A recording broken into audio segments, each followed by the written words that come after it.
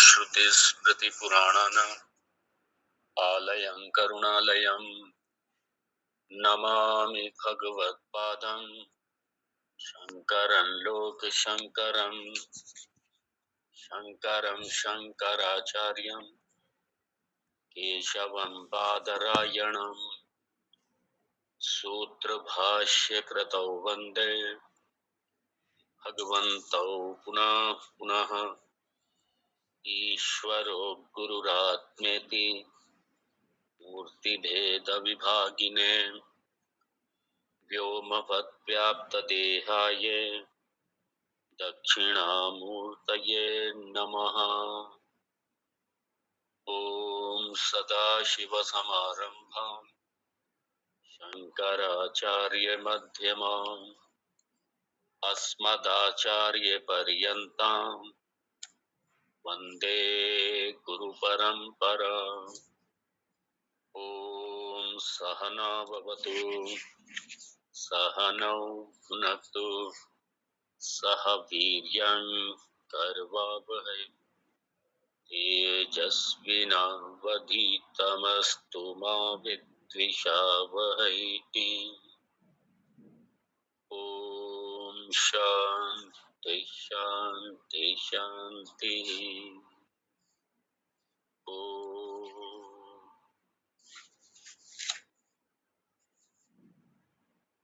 निर्वाण षट्कम 5वां श्लोक।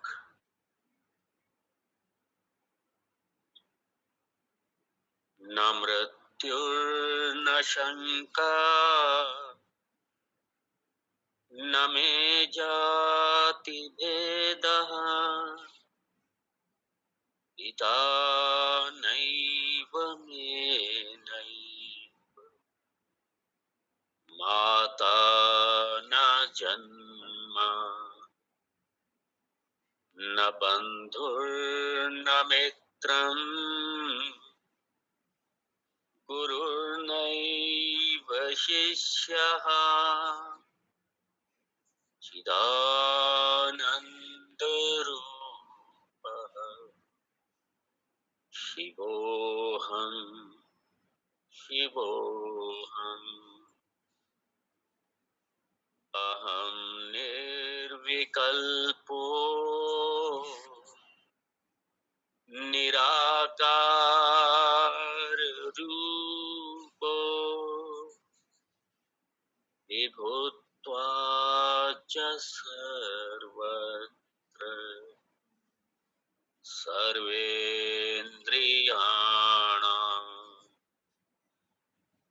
न चासङ्गतं नैव मुक्तिर्न मे यः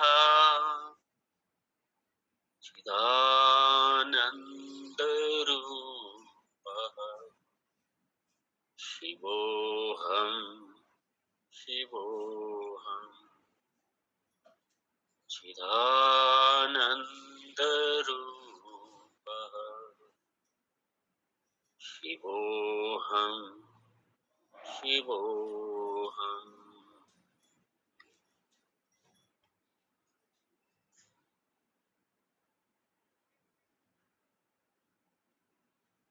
क्या करें,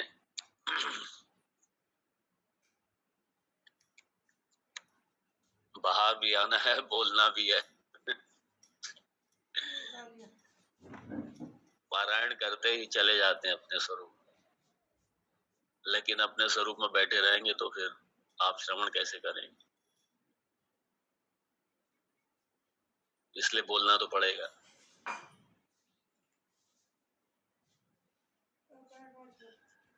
ये षटकम, ये कीर्तन ये नहीं है, ये कीर्तन करने के लिए नहीं है ये। इसलिए इसमें क्योंकि ये निधि ध्यासन का ही एक साधन है और इसमें संगीत तो होना ही नहीं चाहिए, बहुत कम से कम। ज्यादा जो एक तंबूरा होता है, क्या कहेंगे जिसे आप, बस वो हल्का सा साइड में बजता रहे, हल्का सा बिल्कुल। और जब इसका पारायण करें, और ये पाठ करने के लिए नहीं है, सिर्फ पाठ वाठ करने के लिए नहीं है कि सिर्फ पाठ वाठ कर लिया बस खत्म। तो शब्द के अर्थ के साथ में जब शब्द निकले मुंह से, उस एक एक शब्द के अर्थ के साथ में धीरे धीरे सबका बात करते हुए अपने स्वरूप में आना।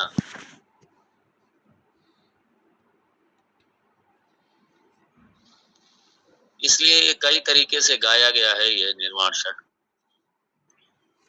क्योंकि ये निधिध्यासन है पूरी तरीके से, इसलिए संगीत अंगीत इसमें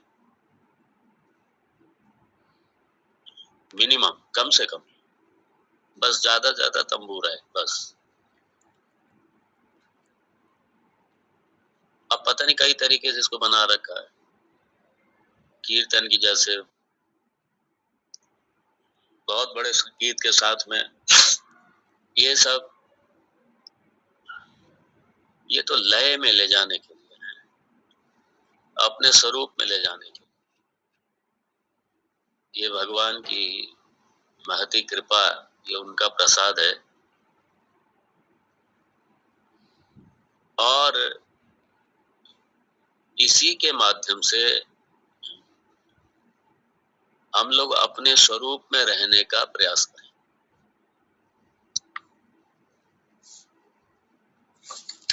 भगवान ने यहाँ 5वें श्लोक में बात किया सबका, क्योंकि मैंने अपने आप को पता नहीं क्या क्या मान रखा है अनादिकाल से, और वो सारा गलत मान रखा है। जो मैं हूं उसको मैं जानता नहीं, मानूंगा कहां से?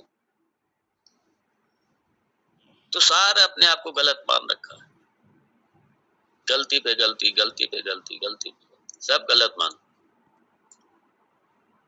इसलिए भगवान सारी गलतियों को सुधार कर रहे हैं। जहां जहां हमने गलतियां कर रखी हैं, उन गलतियों को प्रहार करके भगवान गलतियों को सुधार रहे हैं।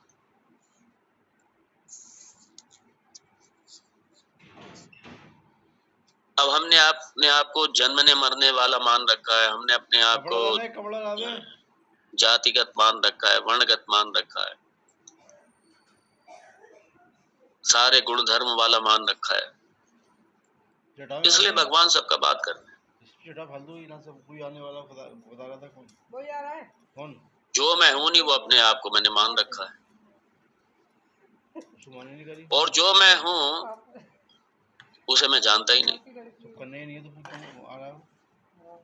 इसलिए गलती करके, और फिर गलती करके, ये हमेशा ध्यान रखिए, जब गलती करेंगे तो गलती करके हम सुखी नहीं रह सकते, हम दुखी रहेंगे।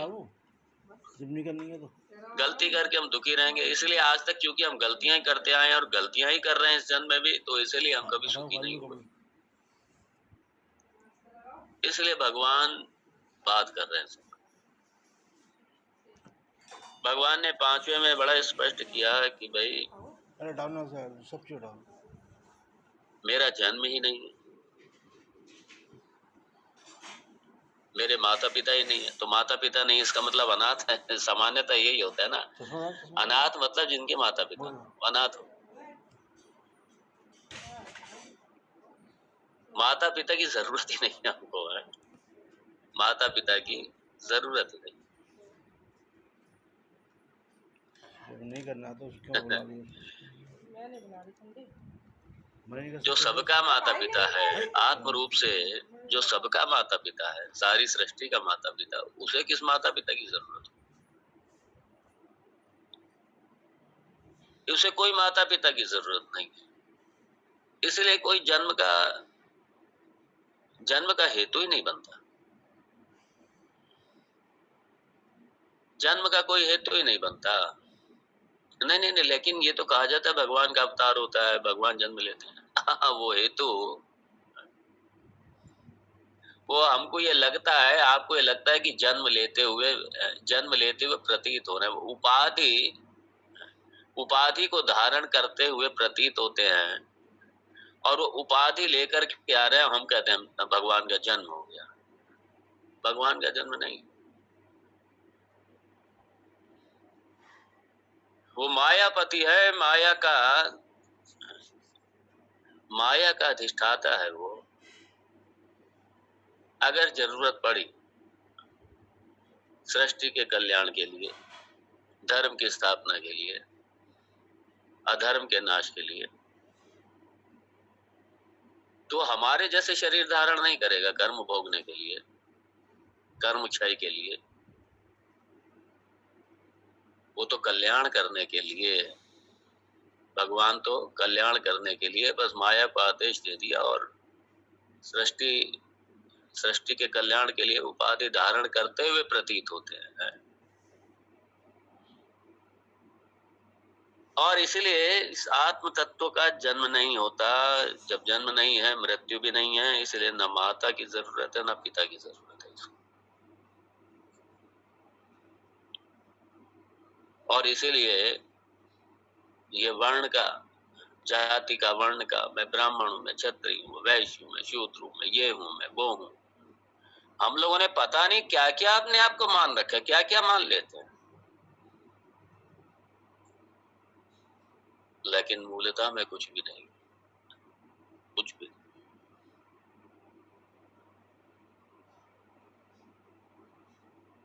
और जब ये शरीर ही मैं नहीं हूं, तो शरीर के संबंध कहां से मेरे हो सकते हैं, या मैं हो सकता हूं? नहीं। इसलिए न बंधु हूं, न मुझ में बंधु है, न मुझ में गुरु है, न शिष्य है, न मित्र है। सारे ये जितने संबंध हैं, सारे के संबंध बाधित हो गए। कोई है ही नहीं बात, क्योंकि दूसरा कुछ है ही नहीं। संबंध किससे होगा? संबंध के लिए द्वैत चाहिए, और एकमेव अद्वितीय ब्रह्मा, दूसरा कुछ है ही नहीं। संबंध होगा किससे? कैसे होगा संबंध जब दूसरा कुछ है ही नहीं? चिदानंद रूपा शिवोहम शिवोहम। अब छठे में भगवान बड़ा स्पष्ट कर रहे हैं कि अहम निर्विकल्पो। ये निर्विकल्पक जो समाधि है योग की, उसमें मत ले लीजिएगा, उसमें मत चले जाए।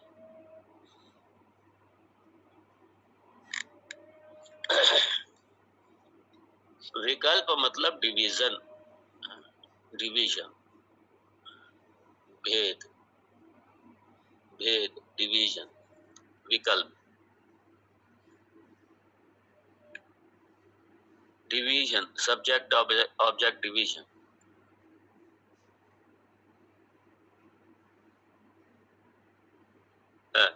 कर्ता कर्म भेद। तो